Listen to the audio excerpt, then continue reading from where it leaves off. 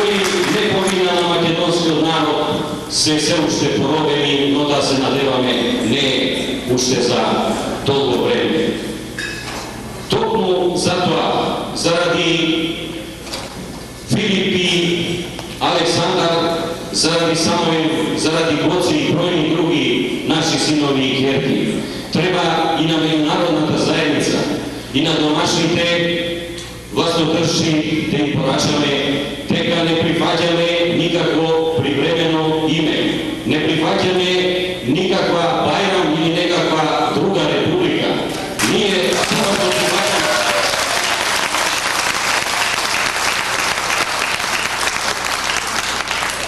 не прифаќаме никакви диктати од грчка страна да го веруваме знамето. Не прифаќаме диктати да се откажеме од нашите сонародници во соседните земји, зашто на тоа едноставно немаме право. Заради повеќе јадните поколенија, заради нас, но пред се заради идните наши синови и керки, мора да се избориме македонецот како што обстојал со илјадници години и понатаму да обстои на овие неверни балкански простори. Независно од тоа дали тоа некому му се допаѓало или не. Народ кој што ги имал такви великани, какви што се Филип, Александар, Самуил, Гоце и бројни други, не треба воопшто некој да го плаши да страхува за својата иднина. Таков народ мора да има светла иднина. Мене ми е посебно драго што овде ме гледам во толку голем број и не можам да не признам дека нешто ми е толку и околу срцето и околу душата. Само на тој начин, само сплотени и единствени, можеме да успееме во нашата заедничка цел, да го сочуваме и ова парче земја кое го имаме, кое ќе биде бастион за понатамошно обединување на Македонија и македонскиот народ.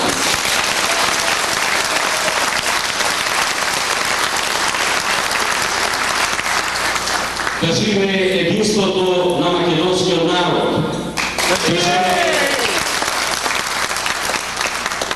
Да живее обединета Македонија.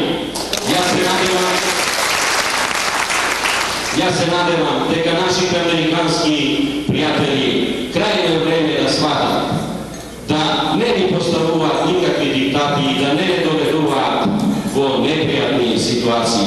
Ние сме миролюбив народ, меѓутоа секое трпение има своја граница. Јас сум убеден дека американската администрација ќе исправи неправдата која ни е прави досега Европа и дека наврву ќе ја признае Македонија под постоечкото име Република Македонија.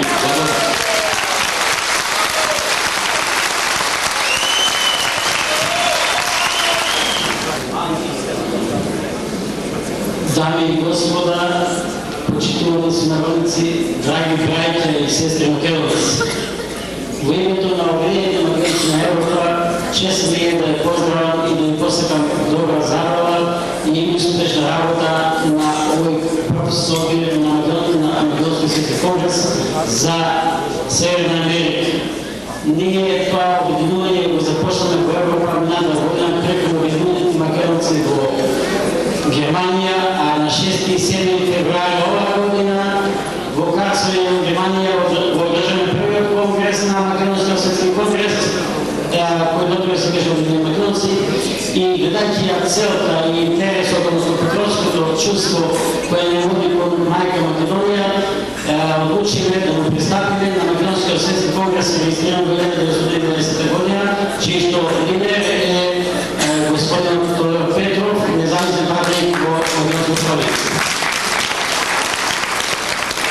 Сметам дека не треба многу да се зборува, затоа што јасна е идејата, само господин Петров ви кажа што е целта на овој конгрес, а бидејќи ме најде како професор по историја, односно магистар по историја господин Джигеров, не би сакал исто така да изборувам за нашето минато, затоа што тоа не е толку кратко како на некои наши ток што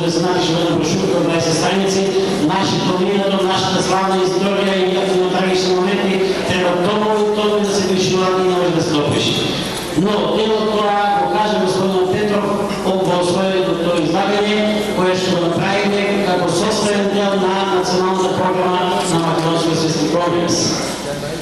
Вакви юнаци, патриоти, македонци ги има навсекаде во светот.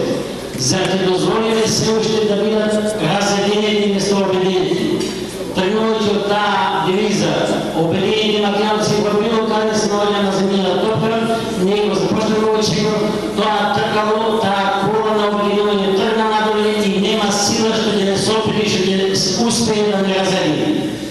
Сметам дека вие го држите мислењето на вашите браќи и сестри од Европа и не ќе дозволите да бидете разделени под разни шовинистички пропаганди, посебно од нашите соседи, кои што само ќе кажа некој много историјата, со нивната шовинистичка пропаганда успеа Македонија од најстара и македонски народ од најстарima во Европа да ги направат идеја да ги викаат најмал народ, најмала државичка, непризната државичка, нека им служи на чест, посебно на Европа, која многу знае и во низите архиви ги крие нашите документи, односно вистината за Македонија, за која што успеа нешто да изодат и да напишат.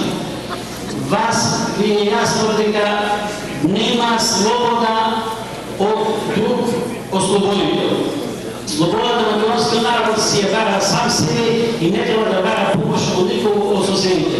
Јасно е дека во балканските војни во народници не ослободија соседите, односно не распарчаа. Јасно е дека тие беа пагани, хити, скити и што уште нема појма и не знае што е христијанство. Тоа христијанство и свето писмо го земаа од Македонија и македонците за пробува да рече дека ние сме мали, а тие се големи. Значи, ќерката излезе дека е постара од мајката. Тоа не може да биде да се говори. Но грчките пропаганди, посманија на црквени фанариоти, свештеници, одеја скита, талка по македонска земја, го лажа и покупува македонскиот народ и така успеа со собрано македонско злато да го покупат султанот, да им издаде декрет и да ја укини Светата македонска црква во 1767 година. И секој македонец христијанин должен да знае народната песна кога нашиот последен патриарх од Солун од Охрид трга за Цариград и оттаму никогаш повеќе да не се врати и го пее песничката последната молитва на своите браќа по вера и по нација македонци дека знаејќи дека повеќе нема се врати. Од тогаш почнува борбата на македонскиот народ, односно неговата денационализација. Многу странски патеписци кои што минаа Македонија после во Првата светска војна во Битолскиот крај, француските објективни историчари и офицери пишувале многу написи во францускиот печат, така и на случаи има патување од Левин до Битола. Кога ги гледа капетанот Едуард Жулиан како македонските селни го држат работо во другата рака пушката и ги закупуваат сите мртви војници без разлика во чија униформа се, дали се во српска, дали се во бугарска, дали се во грчка, австро-угарска или француска, знаејќи дека еден од нив секако е неговиот брат. Затоа што сиротскиот иначе македонски народ беше рекрутиран во 3 различни војски, а нападена мајка Македонија маршира 1.300.000 разни белосветски војници,